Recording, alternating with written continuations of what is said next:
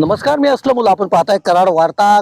कोयनामध्ये पावसाने आता विश्रांती घेतली आहे. त्यामुळे आपण पाहताय की जेव्हा कोयना धरणातून 6 दरवाजे 6 फुटानं उचलून पाण्याचा विसर्ग मोठ्या प्रमाणात कोयना नदी पात्रात करण्यात आलेला होता, त्यावेळी कोयना नदीच्या पात्रात मोठी वाढ झालेली होती. मी सध्या कराडच्या प्रीती संगमावर आहे आणि मी तुम्हाला दृश्य दाखवतोय की जेव्हा पाण्याचा कोयना धरणाचा विसर्ग सुरू होता, तेव्हा कोयना आणि कृष्णा नदीचा संगम असलेला हेच ते प्रीती संगमचं ठिकाण आहे. आणि कोयना नदी आणि कृष्णा नदीचं जे पाणी आहे ते या पायऱ्यापर्यंत आलं, कृष्णामाई मंदिराच्या पायऱ्यापर्यंत आलेलं होतं.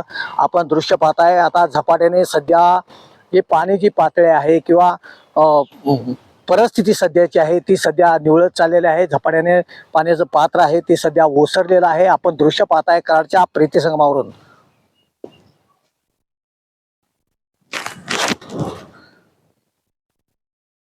कोयनेत पाऊस थंडावल्यानंतर विसर्ग देखील मोठ्या प्रमाणात कमी करण्यात आला आहे. कोयना धरणामध्ये सध्या 92 टीएमसी एवढा पाणी साठा आहे, तर 41,000 क्युसेस पाण्याची आवक जी आहे ते धरणामध्ये सुरू आहे. मात्र पाण्याचा विसर्ग जो आहे तो कमी करण्यात आल्यामुळे सध्या कोयना नदीचं जे वाढलेलं पात्र होतं ते सध्या मोठ्या प्रमाणात कमी झालं आहे.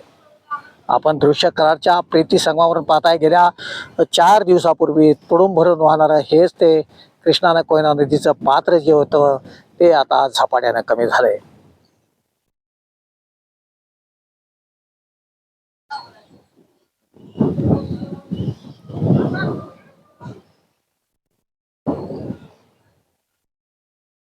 असलमुल्ला, कराड वार्तासाठी. नमस्कार.